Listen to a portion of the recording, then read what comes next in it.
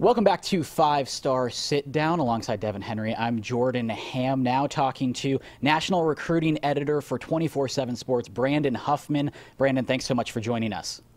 Yeah, thanks for having me on, guys. So we've talked a lot in the past about this 2019 class within Arizona. There's still a couple big names that have yet to be committed. Ty Robinson, Noah Pola-Gates, both All-Americans. Just what are you looking at when you look at this class as a whole as we approach signing day just a little over a week away? You know, I think probably what impresses me the most about this class is, there's years where you have a lot of good depth in the state, but maybe not that great top-end talent. There's other years you may have that great top-end talent, but not as much depth.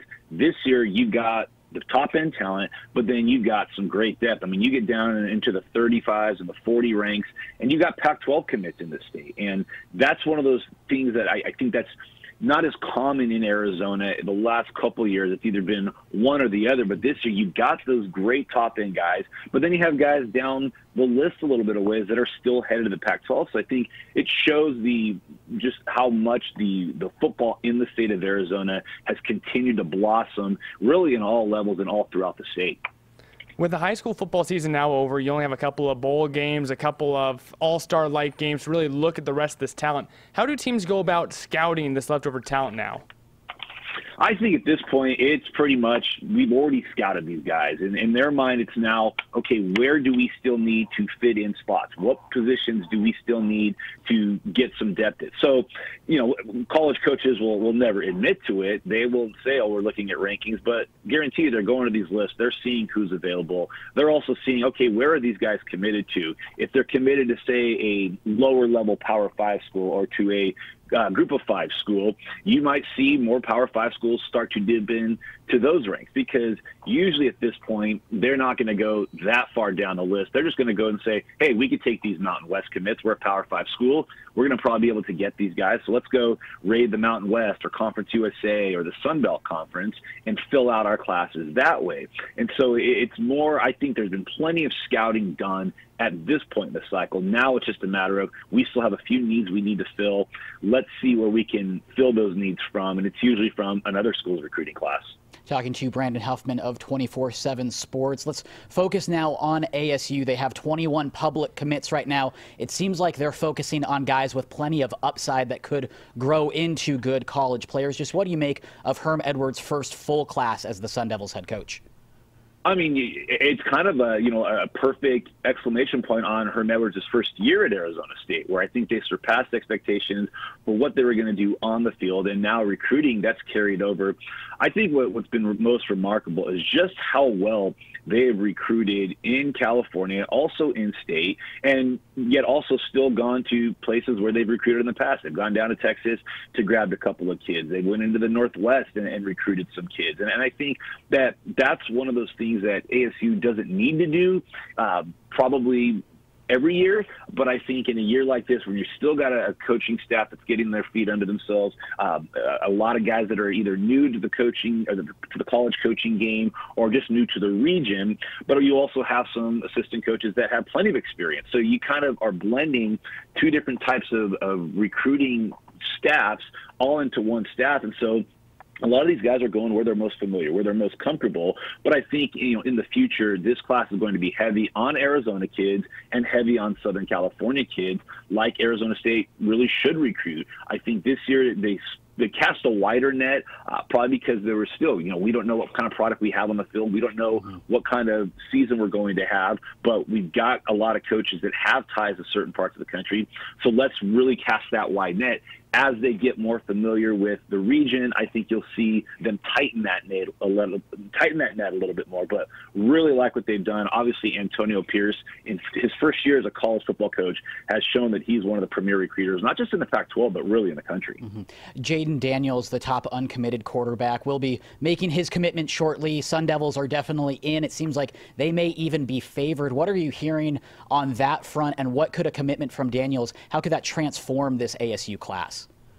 Well, I think it only makes that class stronger, and it kind of puts them at a surplus, because you know how many schools struggle to get a quarterback in a recruiting class? This would be Arizona State's third quarterback in this class. Now, does that mean they hold on to everybody? You know, we'll have to wait and see. Does Joey Yellen stick with Arizona State? Does he go somewhere else? Does Ethan Long stick with Arizona State? Does he go somewhere else? I mean, it's hard enough bringing in 2 quarterbacks into a recruiting class, but 3 is almost unheard of. That said, you get 3 kind of contrasting styles of quarterbacks, and it kind of checks every box that you need for what you're looking for in a quarterback. A pure pro-style guy like Joey Yellen, a dual-threat guy like Jaden Daniels, a kind of do-everything football player in Ethan Long. So Jaden Daniels just makes this class that much more remarkable. And frankly, I think that would be, in terms of not just what he brings as a football player, but what he brings from the late charge Arizona State made to not even be mentioned by them to potentially landing him. That's just a huge home run for the staff, not just from a talent standpoint, but from an optics standpoint, from a publicity standpoint. That's a big get for ASU. And right now, all kind of signs are pointing to that happening at the end of this week, and it'd be just kind of a remarkable rally to go from not being mentioned to potentially landing one of the premier dual-threat quarterbacks in the country, an Under Armour All-American, a guy who was a candidate for the State Player of the Year, a 10,000-yard passer in a state that's produced a few quarterbacks here and there over the years. I think that would be huge, but I think you'll really see the trickle-down effect in next year's class. And I think that's where, you know, a guy like him really gives that buy-in to a lot more of these Southern California kids that maybe looked at Arizona State kind of curiously, but those younger classes, the junior classes, the sophomore classes, they see a premier quarterback like that spurn a UCLA to go to ASU. That kind of opens up floodgates in future classes. Now we're talking ASU recruiting, but not only is it Herm Edwards' first full recruiting class, but also over at Arizona, it's Kevin Sumlin's first recruiting class. How is the U of A Wildcat class squaring up to the ASU class? You know, they're doing okay. I think part of Arizona's problem is when you bring in a coach who has spent so much of his time recruiting Texas in the last few years. Now, granted, he did have good success in Arizona while he was at Texas A&M, but again, he didn't prioritize the West Coast like a lot of West Coast coaches may have. So, you know, you look at his class, there's quite a few guys from Texas. There's quite a few guys, you know, from the Southeast. They've got guys that aren't necessarily in Arizona's normal recruiting footprint. Obviously, their quarterback is coming out of Houston, was committed to Sumlin at Texas A&M and Grant Gunnell. But then they have a lot of guys in places that Arizona has traditionally recruited well, namely the Inland Empire in Southern California. You know, 2 of their best commits are Jaylen Johnson from Roosevelt High School in Corona, and then Jackson Turner from Rancho Verde. Jackson Turner is a guy that, you know, he could potentially play for Sean Miller. Talking to the 247 basketball guys, they think he is a certain mid-major at minimum basketball player, but his upside on the football field is that much better. And those are schools, and those are parts of the state where Arizona has historically recruited well. The one thing that they do lack is a lot of in-state recruits. They've got 2 right now, one from Phoenix, one from Marana. Then, you know, they've also spread kind of a wide net too. They've got a commitment from American Samoa in Eddie Sealmouth. So it's kind of an eclectic mix of recruits and kind of where they're from.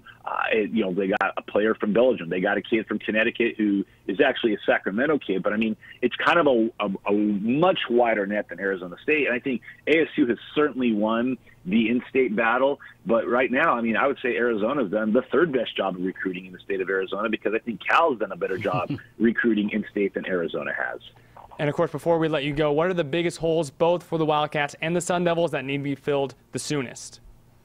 Well, I think with Arizona, it's, you know, finding a quarterback that absolutely fits what Noel Mazzoni wants to do. They have that in Grant Gunnell, and then it's a matter of, you know, giving them more weapons offensively. J.J. Taylor is not getting any younger. He's getting older. They really only have, you know, one true receiver in this class in Jaylen Johnson, who's one of the fastest players in Southern California. So I think for Arizona, it's a matter of adding more offensive weapons for their quarterbacks to get the ball to and to really, you know, start to offset for some of the guys guys that may be leaving here in the next couple of years. I think what Arizona State has done is they've done a really good job addressing just about every need. You know, for as great of a recruiter as Antonio Pierce is, they don't have a lot of linebackers in this class. He did a good job of bringing in some linebackers in last year's class, obviously with Merlin Robertson and Darian Butler. But this year, I think that they would like to add another 2 or 3 linebackers just to continue to give them depth at that side of the ball. Brandon, we appreciate it. As always, your insight is so valuable, and we appreciate you jumping on with us. Yeah, glad to be here, guys. Thanks. That was Brandon Huffman, national recruiting editor for 247 Sports. There's a reason that I wanted him to be our first guest on the first episode of 5-Star Sit Down, because he just knows everything about in-state, ASU, U of A, really across the nation. Yeah, absolutely. And of course, when you look at both the U of A, ASU, and then other schools across the state of Arizona, there's always holes that need to be filled, not just when you're in season, but also looking ahead into the offseason. And it's almost like we talked about in AZ Audibles this week. You know, for high school football, we're just getting started on AZ Audibles. For recruiting, even though there's all these commits, we're just getting started right here, getting everyone where they're going to be next year. Absolutely. So coming up next, we have Mike Nesbitt, the Ottawa head coach. They are making plenty of progress on the recruiting front. We want to talk to him about being the second school in the Phoenix area as an NAIA program and how that recruiting has really taken shape the past couple of months. That's coming up next on the 5-Star Sit Down.